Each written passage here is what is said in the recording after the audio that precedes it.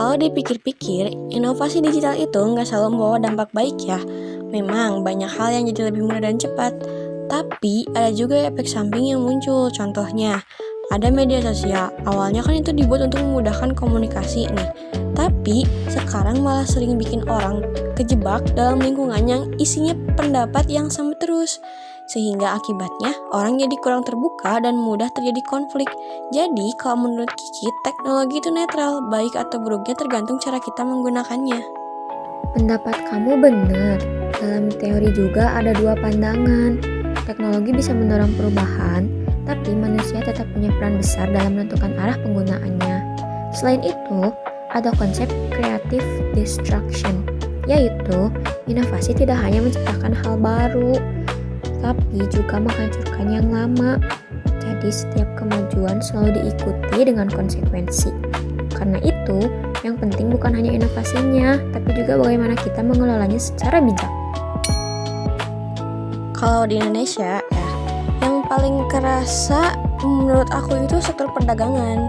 Karena dulu orang kan harus datang ke toko atau pasar langsung ya. Sekarang lebih banyak yang beralih ke online lewat platform seperti ya Tokopedia, Shopee, TikTok Shop yang kayak gitu. Nah, ini tuh membuka peluang besar terutama untuk usaha-usaha yang masih kecil.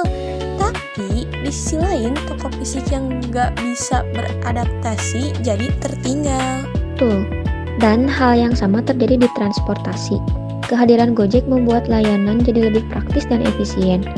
Namun, ini juga melahirkan gig ekonomi, di mana pekerjaan lebih fleksibel tapi tidak selalu memiliki kepastian pendapatan. Jadi, dampaknya memang tidak sepenuhnya positif. Soal AI, menurut aku bukan sepenuhnya menggantikan manusia, tapi lebih ke menggantikan tugas-tugas tertentu. AI itu kuat di pekerjaan yang rutin dan berbasis data, tapi untuk hal yang buat kreativitas dan empati, manusia masih unggul. Jadi, pekerjaan manusia tidak sepenuhnya digantikan oleh AI. Benar, itu sesuai dengan konsep Moravec's Paradox. AI unggul dalam logika, tapi masih kesulitan meniru kemampuan manusia dalam hal sosial dan emosional. Jadi, yang terjadi adalah perubahan jenis pekerjaan, bukan hilangnya semua pekerjaan. Kalau dilihat dari sisi manfaat, menurut aku belum semua orang merasakan dampak yang sama ya. Perusahaan besar dan orang yang punya akses teknologi jelas lebih diuntungkan. Sementara masyarakat di daerah yang kurang paham teknologi itu bisa tertinggal gitu aja. Contohnya kayak yang masih tertinggal di pelosok lah, atau kayak yang masih di desa-desa terpencil lah, begitu. Itu disebut digital divide atau kesenjangan digital. Selain itu, ada juga Matthew effect, di mana yang sudah unggul akan semakin unggul. Karena itu, transformasi digital harus diimbangi dengan pemerataan akses dan pendidikan.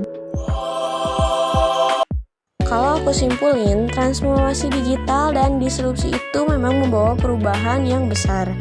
Tapi dampaknya bisa positif atau negatif, tergantung bagaimana manusia tersebut menghadapinya. Nah, yang paling penting itu kita harus bisa beradaptasi, belajar hal baru, dan menggunakan teknologi secara bijak. Kesimpulan kamu udah tepat. Pada akhirnya, teknologi hanyalah alat. Manusia tetap menjadi penentu bagaimana teknologi itu digunakan dan ke arah mana perubahan akan terjadi.